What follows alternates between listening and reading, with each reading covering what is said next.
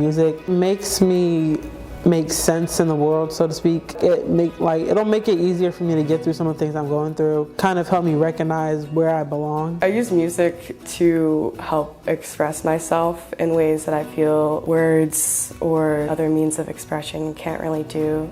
She was on Facebook and found GRP and she was like, oh my God, girls? My niece is a girl. Then I was just kind of into it. This is really like separating me from an environment that I don't want to be in. I found the space to be really incredible. There were, people of all different genders, sizes, bodies kind of coming together to make music. The name change process was already underway before the pandemic. There's been interest in interrogating why we call it girls.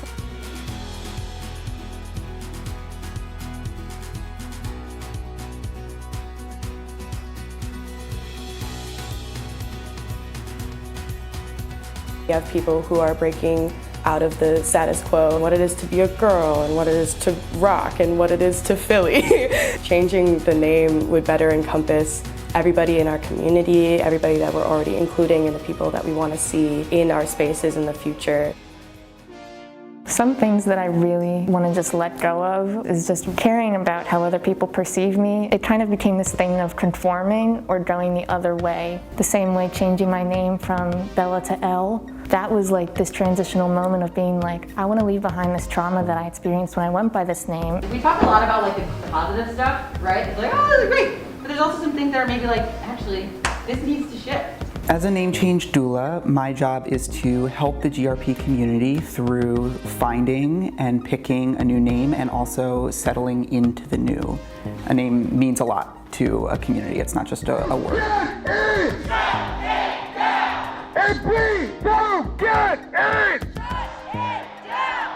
We can change the name to not say girls, but that's not the same thing as making the community inclusive or accessible or having people want to come or even know that they're allowed to come.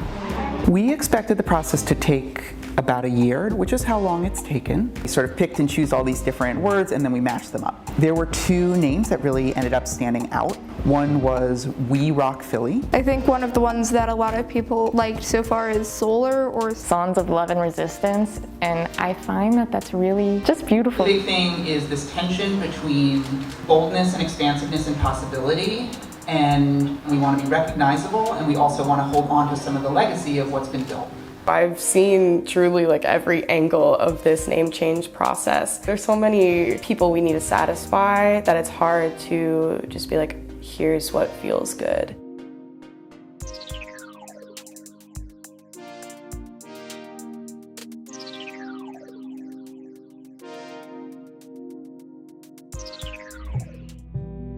Today we're celebrating a year of transitions, as we've learned throughout this process. Transitions are ongoing. There's not necessarily an end point. There's not even necessarily a starting point. We're not leaving this year just because we don't have a name. We're not leaving this year not transformed and not moved and not changed. We've done a lot. I think the trickiest part of this process is also, I think, the most important part of the process, and that is consensus-based decision making. It takes forever. The work that this organization does to make people feel like they have space to take up and they have a song to share, that's no small feat. But when you combine that with the fact that this is an institution that has to sustain itself and be shared to a community of people who know nothing about it, you have to find the language that's going to work for all of those people.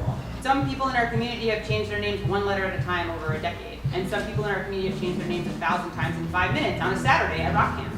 I'm just like noticing as we're talking about how like we as board and staff are taking longer than we thought. Like that was also true for me personally. We're all holding this thing that's so precious to us across the circle from one another. And sometimes being across the circle, when we're all holding it, it feels equitable and safe and clear. And when we have different opinions or we have different values or we're advocating for something different, it feels like we're opposed to each other. There's a tension in like what we feel like the name has to represent. But if we can slow down and we can connect on like actually the core of the organization, there's consensus there. It's been a year, and I think the biggest gift we can all give ourselves is time and space and grace. And that's exactly what we decided to do with this process. In order order to create space for new things, you sometimes have to let old things go.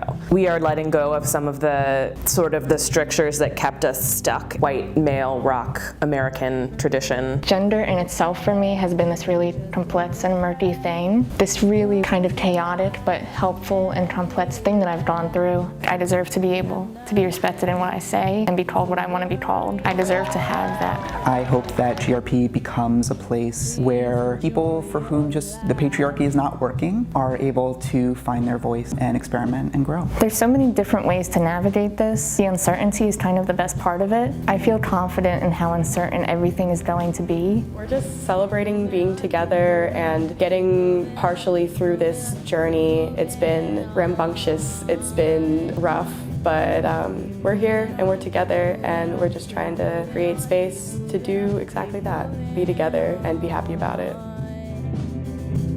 Just take your time, just take your time, just take your time, just take your time, just take